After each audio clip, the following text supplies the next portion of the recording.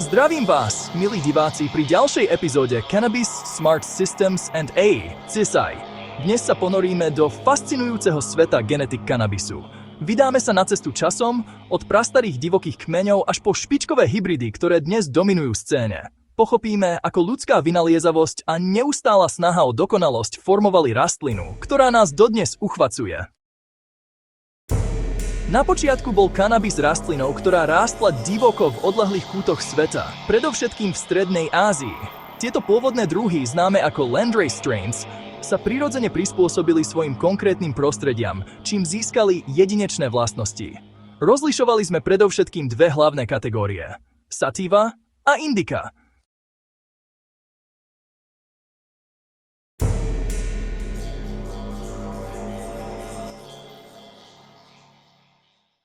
Sativy, pôvodom z teplejších rovníkových oblastí ako Thajsko, Mexiko či Kolumbia, sú známe svojou vysokou, štíhlou postavou a energickými, povznášajúcimi účinkami.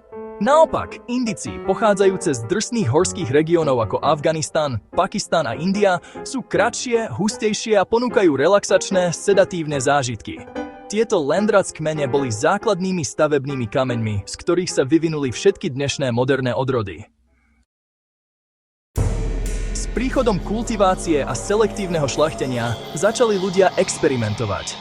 Krížením rôznych landrace kmeňov sa zrodili prvé hybridy, kombinujúce tie najlepšie vlastnosti oboch rodičov. To otvorilo dvere neobmedzeným možnostiam a začala sa éra honby za dokonalou genetikou. V 70. a 80. rokoch sa objavili prvé semenné banky a šľachtitelia, ktorí systematicky pracovali na stabilizácii a vylepšovaní genetik. Medzi priekopníkov patrili značky ako napríklad Sensi Seeds, ktoré nám priniesli legendárne odrody ako Skunk Yen a Northern Lights. Tieto odrody sa stali ikonickými pre svoju stabilitu, silu a charakteristické flily. Ďalšou významnou značkou bola napríklad Greenhouse Seeds, ktorá prispela k obohateniu genofondu o populárne kmene ako White Widow a Super Lemon Haze, známe pre svoje výrazné terpénové profily a silné účinky. Dnes žijeme v zlatej ére kanabisových genetík. Vďaka pokroku v genetickom inžinierstve a rozsiahlym šľachtiteľským programom máme k dispozícii prakticky neobmedzené množstvo odrôd.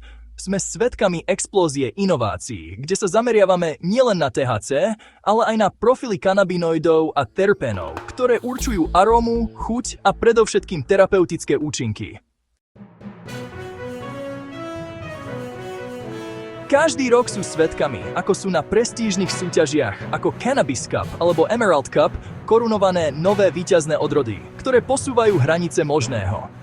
Či už ide o odrody s extrémne vysokým obsahom THC, bohaté na CBD, alebo s jedinečnými terpénovými profilmi, výber je ohromujúci. Značky ako Cookies, Exotic Genetics alebo Jungle Boys neustále udávajú trendy a prinášajú na trh revolučné hybridy, ktoré menia pravidlá hry.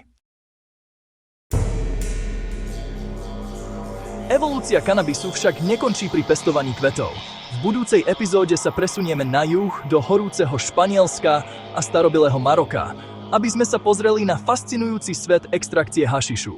Prejdeme si dlhoročnou marockou tradíciou, spoznáme boj pašerákov s políciou a náročné cesty, ktorými sa hašiš dostáva až k nám, do Európy.